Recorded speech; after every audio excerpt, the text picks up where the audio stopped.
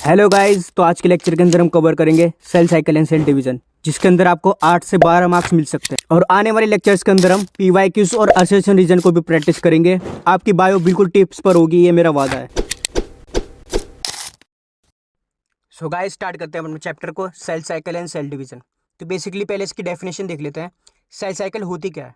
Sequence by which duplicate is genome, synthesize other constitute of cells and divides into two. Duplicate मतलब double कर लेता है। ये sequence होता है जिसके अंदर हमारा जीनोम मतलब आरएनए या डीएनए डबल होना शुरू हो जाता है। उसके बाद में सिंथेसाइज, सिंथेसाइज मतलब बनना शुरू हो जाता है हमारे प्रोटीन का। पहले डुप्लीकेट हुए, आरएनए डबल है मतलब आरएनए डीएनए, उसके बाद सिंथेसाइज शुरू हो गया प्रोटीन का। देन ये दो दो सेल के अंदर डिवाइड हो जाएगा एंड डिवाइड्स इनटू टू। तो एक सेल से दो सेल्स बन गए। यही हमारा सेल साइकिल कहलाया जाता है। अब हम देखते हैं हमारी ह्यूमन सेल्स के अंदर हर 24 घंटे के अंदर सेल साइकिल शुरू हो जाती है, मतलब सेल डिवाइड होनी शुरू हो जाती है। वही हम ईस्ट सेल की बात करें तो हर 90 मिनट्स के अंदर होती है। ठीक, ईस्ट के अंदर हर 90 मिनट्स के अंदर होती है और ह्यूमन सेल्स के अंदर हर 24 घंटे के अंदर होती है। अब देखते हैं सेल साइकिल। सेल साइकिल के अंदर हमारे दो फेज होते हैं, interphase and M phase. Interphase basically क्या होता है? Phase between two M phase. तो दो एम फेज के बीच में जो फेज आता है वो हमारा इंटरफेज कहलाया जाता है। और ये 95% टाइम टेकन होता है, मतलब बहुत लॉन्ग टाइम तक चलता है इंटरफेज हमारा। और वहीं हम एम फेज की बात करें तो 5% का टाइम लेता है। ठीक, तो ये भी दो टाइप का होता है, एक होता है कैरियोकाइनेसिस, एक होता है साइटोकाइनेसिस। कैरियोकाइनेसिस मतलब कैरियो का मतलब ही हमारा न्यूक्लियस होता है, काइनेसिस मतलब डिवीजन। तो न्यूक्लियर डिवीजन को ही हम कैरियोकाइनेसिस बोल देते हैं। अब सेल्स के डिवीजन को हम साइटोकाइनेसिस बोलते हैं। साइटो मतलब सेल, काइनेसिस मतलब डिवीजन। तो सेल के डिवीजन को हमने साइटोकाइनेसिस बोल दिया। इंटरफेज भी हमारे 3 फेज में डिवाइडेड होता है। एक होता है G1 फेज, एक होता है एस फेज, एक होता है G2 फेज। तो G1 फेज के अंदर क्या होता है? बेसिकली सेल की हमारी ग्रोथ शुरू हो जाती है। ठीक, सेल्स की हमारी ग्रोथ शुरू हो जाती है G1 फेज के अंदर। और वही एस फेज की बात करें, इसमें डीएनए रेप्लिकेशन स्टार्ट हो जाता है, मतलब डीएनए डबल होना शुरू हो जाता है, अमाउंट ऑफ डीएनए डबल्स। ठीक, और इसके अंदर हमारी सेंट्रियोल भी डुप्लीकेट हो जाती है, मतलब सेंट्रियोल भी हमारी डबल हो जाती है, जो कि हमारी सेंट्रियोल कहाँ पर देखने को मिलती है? एनिमल सेल्स के अंदर। अब G2 फेज की बात करें, इसके अंदर हमारी सेल की ग्रोथ भी होगी और प्रिपेयर फॉर माइटोसिस मतलब डिवीजन के लिए प्रिपेयर होना शुरू हो जाएगा। माइटोसिस मतलब डिवीजन। ठीक, जो कि इसका नेक्स्ट फेज से आता है। तो G2 के अंदर हमारा क्या हो रहा है? बेसिकली प्रिपेयर कर रहा है माइटोसिस के लिए।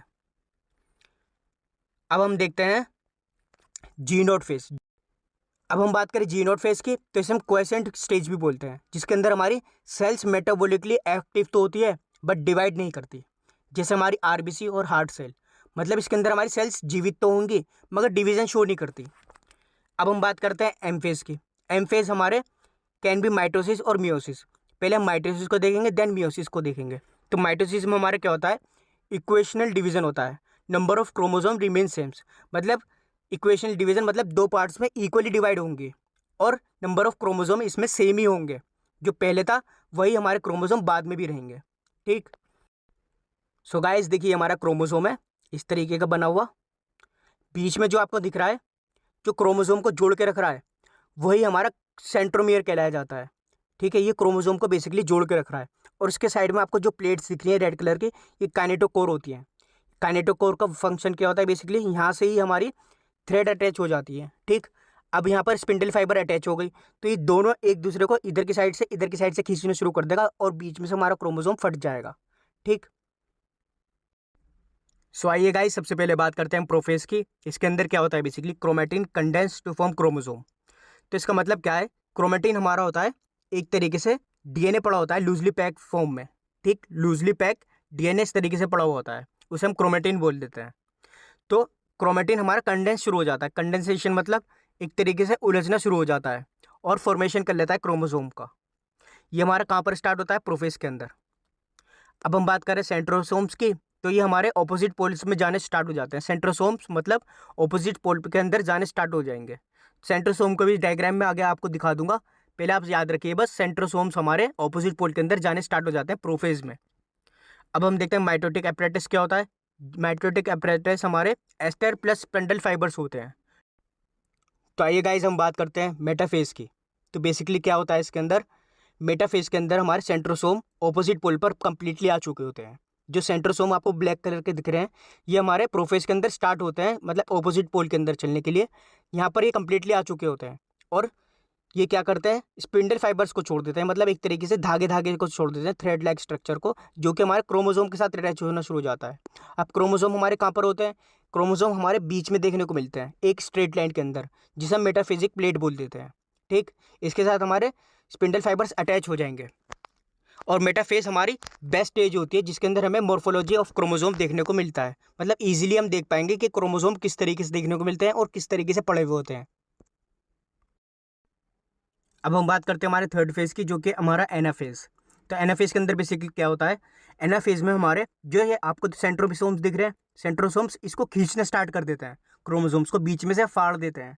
ठीक, 2 हिस्से इसके पास चले गए, 4 हिस्से थे बेसिकली, 2 तो इसके पास चले गए, 2 इसके पास चले गए, तो मतलब खींचना शुरू कर देते हैं एक दूसरे के पास। ठीक, तो centrosome split and chromatic separate, तो क्रोमेटिड हमारे इस तरीके से सेपरेट हो जाते हैं, जो बीच में थे मेटाफेज में, इसमें सेपरेट होने शुरू हो जाते हैं, एक दूसरे की तरफ खींचने शुरू हो जाते हैं हमारे सेंट्रोसोम्स की तरफ। Chromatic move to opposite pole, opposite pole की तरफ चलने शुरू हो जाते हैं एनाफेज के अंदर।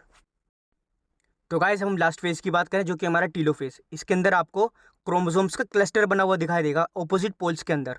ये रहा हमारा क्रोमोसोम्स का क्लस्टर, क्लस्टर मतलब गुच्छा, इस टाइप से देखने को मिलेगा ऑपोजिट पोल्स के अंदर। और हमारी न्यूक्लियर मेम्ब्रेन जो कि डिसअपेयर हुई थी प्रोफेज के अंदर, वो इसमें रीअपेयर शुरू हो जाती है, मतलब वापस से दिखनी शुरू हो जाती है।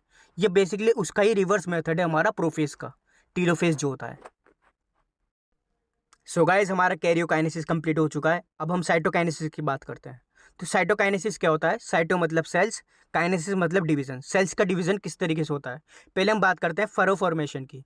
फरो फॉर्मेशन हमारा किस में देखने को मिलता है, एनिमल्स के अंदर।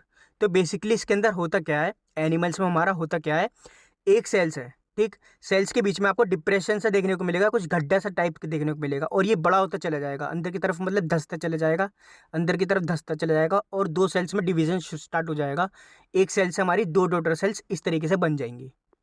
तो यही हमारा फरो मेथड कहलाया जाता है, और इसी गड्ढे को हम फरो बोल देते हैं। अब हम बात करें सेल प्लेट फॉर्मेशन की, ये हमारा प्लांट्स के अंदर देखने को मिलता है।